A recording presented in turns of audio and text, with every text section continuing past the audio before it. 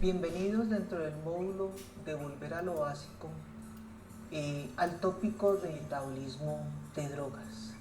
El objetivo de este tópico es que ustedes puedan reafirmar conceptos en cuanto a cómo son los mecanismos de metabolismo de los medicamentos que utilizamos en anestesia, y necesariamente para poder entender el qué y el cómo de las interacciones farmacológicas hay que tener claro cómo se metabolizan los medicamentos. En ese orden de ideas, en la charla, primero voy a hablar de metabolismo de los medicamentos, y posteriormente vamos a hablar de interacciones farmacológicas. Lo primero que quiero que tengan en claro es que cuando entra un medicamento al organismo, el organismo no sabe que eso es un medicamento. O sea, para el organismo eso es totalmente transparente. Pero todos los medicamentos deben ser metabolizados antes de su proceso de eliminación. Lo que sensa el organismo es que está frente a un compuesto químico que generalmente es no polar, que generalmente es altamente soluble en lípidos, y lo que él va a desencadenar son una serie de reacciones para que ese compuesto no polar y altamente soluble en lípidos pueda ser transformado a un compuesto polar, para que de esta manera llegue al riñón, que es uno de los principales órganos implicados en la eliminación,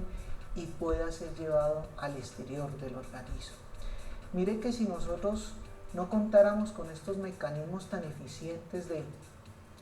metabolismo, el pentotal tardaría más de 100 años para ser biodegradado, y estos mecanismos de metabolismo de los diferentes compuestos está relacionado con nuestro proceso evolutivo biológico. Entonces, ¿cuál es el objetivo del metabolismo de los medicamentos? Es que se conviertan en compuestos más polares, en compuestos menos liposolubles, para que cuando lleguen a los organismos encargados de la excreción, como son hígado y riñón, puedan ser metabolizados. Hay que tener en cuenta que en ocasiones ciertos medicamentos son suministrados como profármacos, es decir, medicamentos que inicialmente no son activos, pero como producto de este mecanismo de metabolismo se van a convertir en fármacos activos, o que siendo un fármaco activo sus metabolitos pueden seguir igualmente siendo activos. Y cuando nos vamos a entender entonces un poco más este mecanismo de metabolismo de los medicamentos, necesariamente tenemos que ir a hígado, y necesariamente tenemos que ir al entendimiento de lo que hemos denominado reacciones de la fase 1 y reacciones de la fase 2. ¿Qué es esto? Esto es un sistema enzimático producto de la evolución, y que en la medida que un fármaco sea más polar, entra a las reacciones de la fase 1,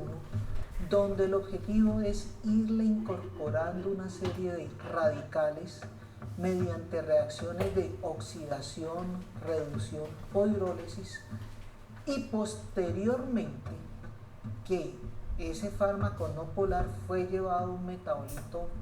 que es mucho más polar,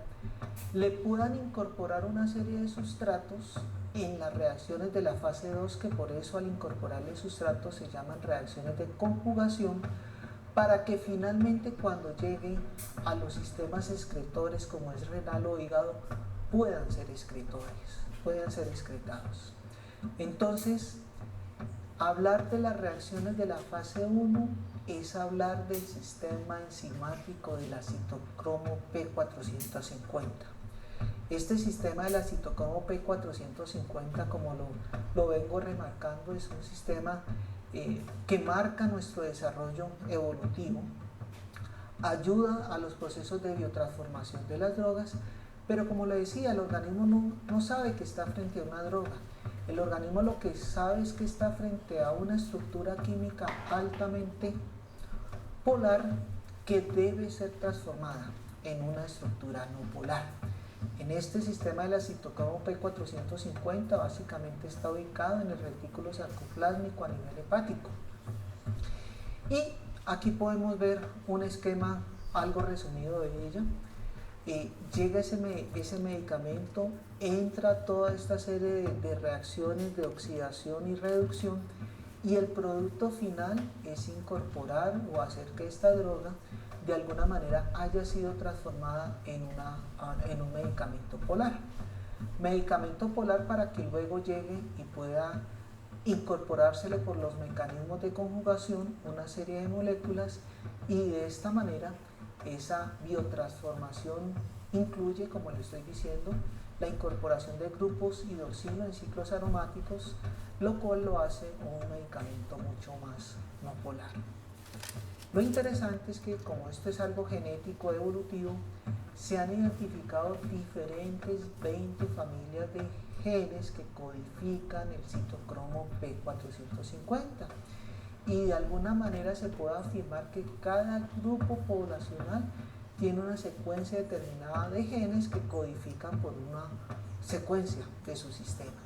Entonces aquí es donde viene el gran capítulo de entender por qué la variabilidad biológica que de alguna manera nosotros podemos observar en el comportamiento de los medicamentos anestésicos, o por qué si se hacen estudios de comportamiento farmacocinético en población norteamericana, eso no necesariamente es aplicable a nuestra población latina, porque estando este sistema de citocromo P450 demarcado por características genéticas, los mecanismos de metabolismo de los medicamentos no va a ser igual para todos los grupos poblacionales. El objetivo de las reacciones de la fase 2 entonces es que esos compuestos que ya son no polares les puedan incorporar grupos de amino primaria, grupos hidroxilo, grupos sulfidrilo, para que de esa manera ese medicamento ya glucuronizado pueda llegar al riñón y pueda ser excretado.